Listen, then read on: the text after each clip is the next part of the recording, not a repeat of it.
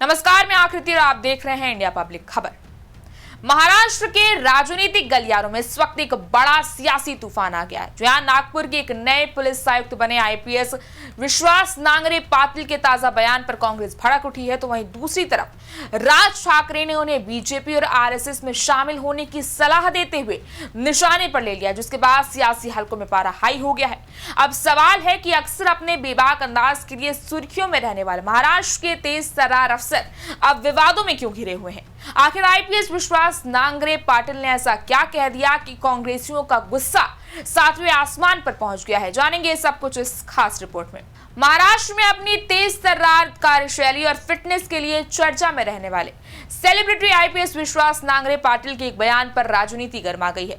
राष्ट्रीय स्वयंसेवक संघ यानी कि आरएसएस की इवेंट में नांगरे के द्वारा दिए गए एक बयान की कांग्रेस ने जहां जांच की मांग की है, तो वहीं दूसरी तरफ महाराष्ट्र नवनिर्माण सेना मनसे चीफ राज ठाकरे ने नांगरे की बीजेपी और आरएसएस में शामिल हो जाने की नसीहत दे डाली है। आपको बता दें कि विश्वास नांगरे पाटिल 1997 बैच के आईपीएस हैं। उन्हें सरकार ने नागपुर का पुलिस कमिश्नर बनाया है और हालिया आरएसएस के कार्यक्रम में उन्होंने हिंदू सम्मेलन के मंच से आरएसएस के संस्थापक डॉक्टर बी हेडगेवार की प्रशंसा की थी और शायद यही बात विपक्ष को हजम नहीं हुई और विपक्षी दलों ने उनकी प्रशासनिक निष्पक्षता को ही सवालों के घेरे में लाकर खड़ा कर दिया। बताते चले कि विश्वास नांगरे पाटिल ने सकल हिंदू सम्मेलन कार्यक्रम में मुख्य वक्ता के रूप में बोलते हुए आरएसएस और उसके संस्थापक हेडगेवार की सार्वजनिक रूप से सराहना की थी, जिसका वीडियो भी अब खूब वायरल हो रहा है और विपक्ष भी इसमें राजनीतिक अवसर तलाशने की बेजोड़ कोशिश में लगा हुआ है। इसी कड़ी में कांग्रेस ने एक्स पोस्ट में मुख्यमंत्री देवेंद्र फडणवीस से यह स्पष्ट करने को कहा कि क्या नांगरे पाटिल ने कार्यक्रम में भाग लेने से पहले अनुमति ली थी। All India services conduct rules का हवाला देते हुए कांग्रेस ने कहा कि आईपीएस अधिकारी को ऐसे कार्यक्रम में भाग लेने से पहले सरकार से मंजूरी लेनी चाहिए। पार्टी ने पूछा कि क्या अधिकारी ने ऐसी मंजूरी ली थी और अगर नहीं तो क्या सरकार उनके खिलाफ कार्रवाई करेगी। कांग्रेस की नाराजगी के बाद मनसे चीफ राज ठाकरे ने भी जमकर हमला बोल दिया। राज ठाकरे ने तीखा सवाल उठाते हुए अपनी एक्स पोस्ट में लिखा, ऐसा लगता है कि आईपीएस अधिकारी विश्वास नांगरे पाटिल में अचानक दोहरी निष्ठा दिखाने की इच्छा जाग उठी है।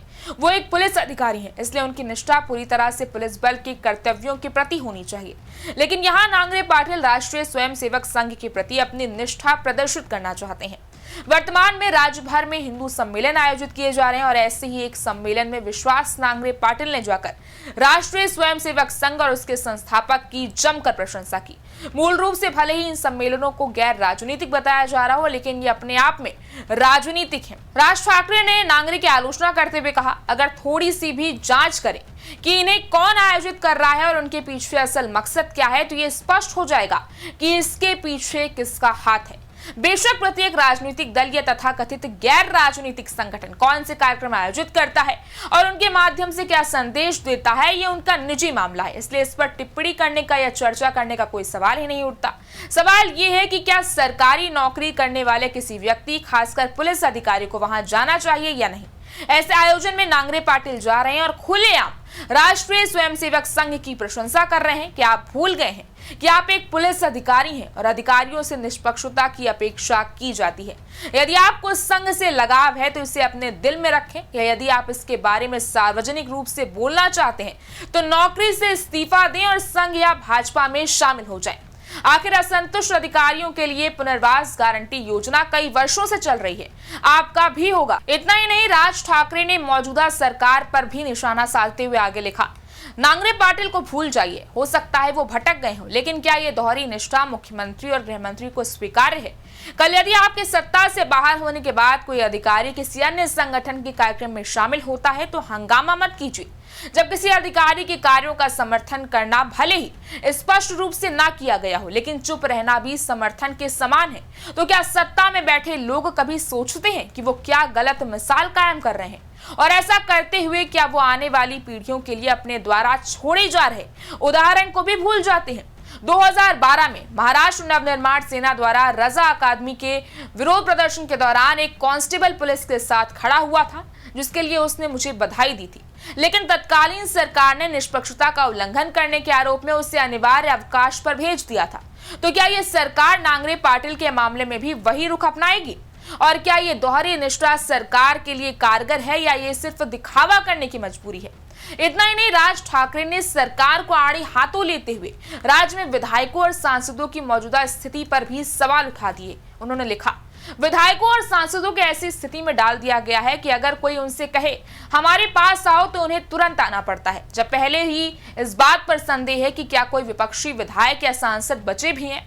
अगर सरकारी अधिकारी भी निष्पक्ष नहीं रह पाते हैं तो जनता किसकी ओर देखेगी, चाहे नांगरे पाटिल हो या कोई और। मेरा उनसे यही अनुरोध है, अगर आप सरकार या उसके पीछे काम करने वाले संगठनों के पीछे पड़े रहेंगे तो वे यही चाहते हैं, लेकिन नांगरे पाटिल आप एक अच्छे और कुशल अधिकारी हैं, कम से कम राजनीतिक दलों और संगठनों के सामने अपनी मर्यादा को तो गिरवी मत रख दीजिए।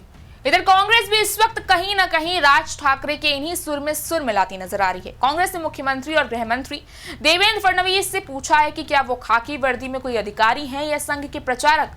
आईपीएस अधिकारी विश्वास नांगरे पाटिल को अचानक दोहरी निष्ठा दिखाने की आवश्यकता महसूस हुई है।